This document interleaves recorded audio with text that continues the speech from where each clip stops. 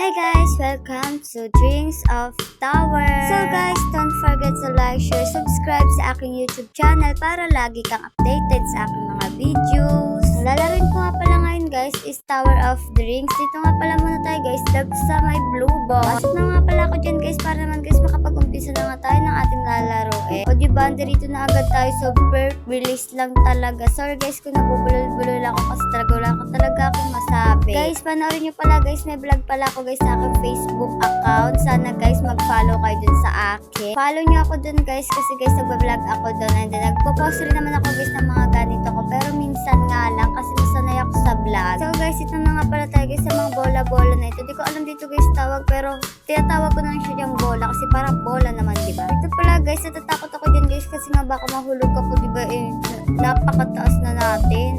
Saglit lang pala itong video guys, kaya naman guys panoorin nyo hanggang di naman yata kayo guys mapapagod na panood kasi higa ka lang or upo ka lang, papanoorin mo lang, ganun lang. Kaya guys panoorin nyo ito guys hanggang matapos itong aking video na ito. Ang tawag na pala guys sa akin nilalaro, Tower of Drinks. Dito guys, pala dito guys tumigit sa dilaw-dilaw na yan kasi nga guys may tawag yun, nakalimutan ko lang. Ikot-ikot nga pala to guys pero nakaya ko yan huwag ka dyan. Dito pala guys, pala dito guys tumigit sa red-red ito pero napadikit ako pero okay lang yan sa akin. Dapat lahat ng tower talaga may ganito para dito tayo maglalakad, diba? Matikan nga ko dyan guys, mahulog ka lang. Talaga mahulog ako pero hindi pala. Kaya okay lang yan guys dahil di naman tayo nahulog. Pinagtuloy ko na nga itong laro ko na ito. Tignan nyo guys, ang gaganda guys ng color. Di ko type yung blue na ganitong color kaya naman talagang binilisan ko na lang to guys kasi di ko talaga to guys type itong blue na to. Pero okay lang yan dahil matatapos naman na natin to. Guys, part 1 pa lang pala ito. Kaya mag-abang-abang kayo dyan guys ng part 2. Dito nga pala guys, pala dyan guys tumikit sa dilaw na yun na maliliit. Pero napapadikit ako kasi mas kailangan, diba?